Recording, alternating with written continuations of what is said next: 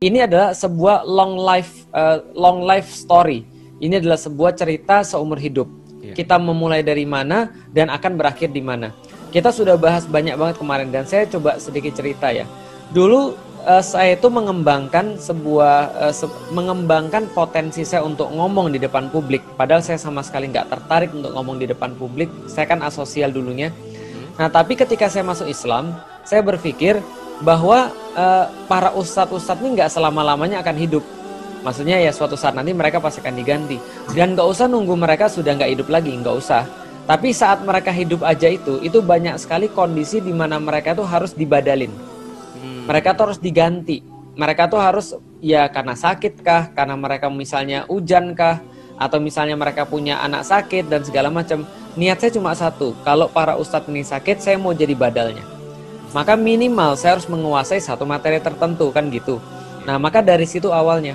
Setelah dari situ muncul keperluan yang lain lagi, maka bakat saya terasa di situ. Satu titik ketika saya sudah ngisi banyak orang, sudah ngisi 5.000, 7.000 orang dan segala macamnya, di titik itu saya mulai kemudian berpikir gimana saya bisa mempengaruhi orang lebih banyak. Gimana saya bisa untuk mendakwakan Islam lebih luas. Maka dapat cara. Kenapa saya nggak nulis ya? Waktu itu kan orang-orang nulis kan jadi dalam tanda kutip orang berpengaruh tuh. Maka kemudian saya coba untuk nulis. Ternyata setelah saya nulis, buku saya bisa laku 100-an ribu misalnya.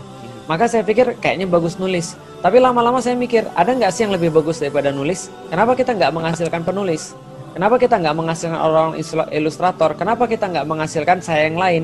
Karena saya nonton Naruto dan nggak bisa kage bunshin, maka kemudian saya pikir, apa yang saya lakukan gitu kan ya, supaya saya bisa untuk membelah diri kan gitu, gampangnya. Dan dapat pahala dari mana-mana. Maka kemudian saya membina beberapa orang untuk jadi orang yang berdakwah kan gitu. Maka saya selalu bilang sama orang-orang ketika sampai dalam titik ini, kalau ada sesuatu yang saya boleh minta sama Allah, kalau saya boleh minta, saya nggak ragu untuk minta satu hal. Saya pengen balik lagi ke masa lalu, jadi saya SMP tapi dengan pemikiran seperti sekarang kan gitu.